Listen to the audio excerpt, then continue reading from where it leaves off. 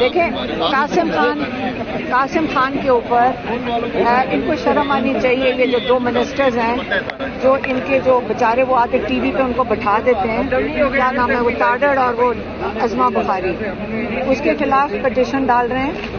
سلمان راجہ صاحب کو ہم نے کہا تھا کہ وہ تو آج ہی ڈالنے لگے تھے, لیکن وہ کہہ رہے تھے کوئی پارلیمنٹیرینز نے شاید پی ٹی آئی کے نہیں ان کو شاید تاڑڑ کے خلاف نہیں ڈالنا چاہتے پٹیشن. تو ہم نے سلمان راجہ صاحب کو کہا ہے کہ ہماری فیملی کی طرف سے ڈال دیں وہ پٹیشن. پیکا ایکٹ کے تحت ہے, جو انہوں نے جھوٹ بولا تھا قاسم خان کے اوپر, اور انہوں نے اتنا ڈرامہ کیا تھا اور سب کو پتہ یہ جھوٹ تھا, یہ واضح طور پہ جھوٹ تھا, اور ہر چینل نے اس کو چلایا تھا, اور اس کے بعد اس کی تردید بھی نہیں آئی ہے.